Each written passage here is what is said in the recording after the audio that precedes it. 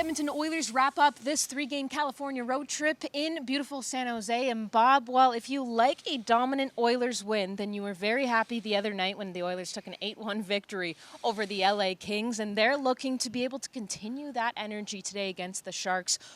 Chris Knobloch said post-game, yes, we scored a lot of goals. Our goaltending was also steady, but I really liked the way that we checked. What do you need to see today? Well, there's no question I needed to check better because the Oilers gave up 40 goals, Paige, over a span of 8 games.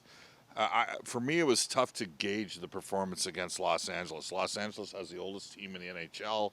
They kind of doubled down on that in the offseason. They looked slow, and they went away during the course of the game. And frankly, with about 7 minutes left in that hockey game, the Oilers just called off the Dogs. Like, they could have pounded them worse. So Edmonton, I will tell you what I am seeing. What I'm seeing is the Oilers defensively are a little bit tighter. And so they're giving up the points, which means defense can get point shots through, and you're taking that chance because it's a lower probability in terms of scoring from there. But they're trying to take away the middle of the ice in the D zone to create opportunities. And then in terms of Edmonton's transition game, I think has improved. Paul Coffey's come in. He's coached the D. As he bred some confidence into some players, they're activating the weak side D up the rush. They scored 2 goals that way against LA. I don't mean to be too hard on the Kings, but the reality is how much of that was LA and how much of that was Edmonton. Now, what I do like is the team scored 13 goals in the 2 games back from the Olympic break. Today they're playing a team that they're 15-1 in the last 16 games against, and they've outscored them like 71-29 over those games. This is a team that's on the rise.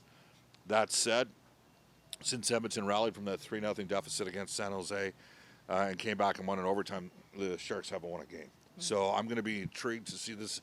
Like, even Sharks ownership at the start of the year said they didn't expect the team to make the playoffs. They're on the fringe of it.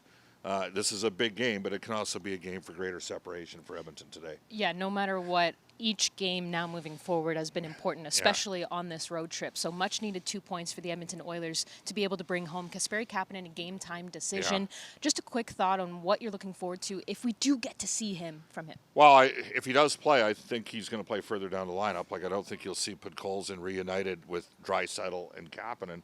Kapanen's actually, it's funny, last year, and he played a lot at center.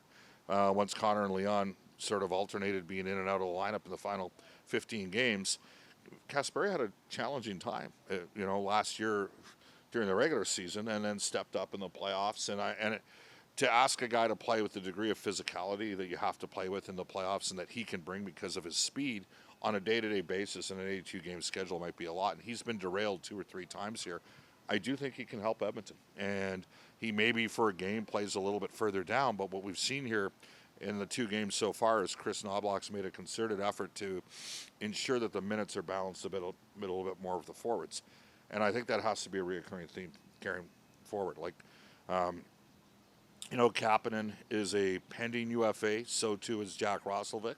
And I think you can make a compelling argument because of Roslovic's speed and his ability, and then Kapanen has speed and ability that makes the games, to me, predicated on having guys that can get up the ice and get up and after it. That there's an argument there to bring both players back. And the thing about Kapanen is he can alternate between the second, third, or fourth line, and Roslovic can alternate between second line right wing and third line center. So, I think Kapanen can help Edmonton when he gets back in. And this is a very nervous time for players between now and the next 6 days and the trade deadline. And I don't know if the Oilers are going to get sort of an impact at forward. They may have a couple of internal solutions in the farm that might be able to push some of the veterans here.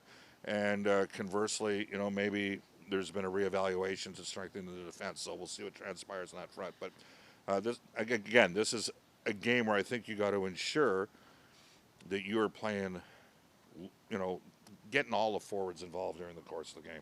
We got to see a guy who often headlines the San Jose Sharks, of course, in Macklin Celebrini, and the fact of how well he played alongside Connor McDavid. That is something that Connor McDavid does, of course. He helps others be great. But what impressed you most about Macklin Celebrini and even the season that he's putting together with the Sharks? Well, it's crazy. I don't know if you know this, but his father, Rick, played for the Edmonton Brickmen back in 1987. No, I didn't know that. Yeah, as a soccer player. So, yeah, well, you weren't born then, so that's okay.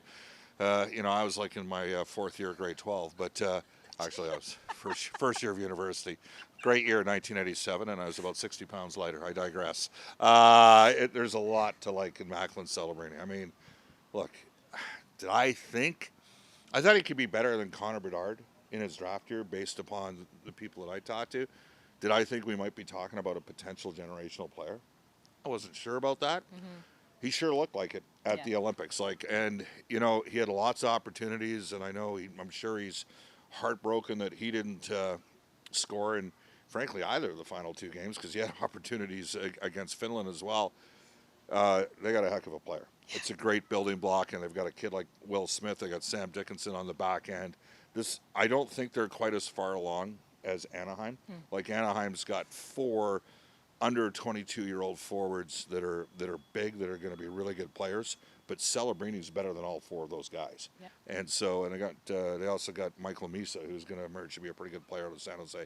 This is going to be an exciting team to watch, and he's going to be at the forefront of it. How about that confidence on the penalty shot at the Olympics as well? Whether he knew the rule of whether anybody could take it or not, but then, of course, he goes and makes good on it. Yeah, well, sometimes when you're younger, you don't have the same nerves, right? Yeah. We just go and play. So, it'll be an interesting game. By the way, I think Ingram will get the start. Okay, just based on I thought his performance. The word I would use to describe it was tidy.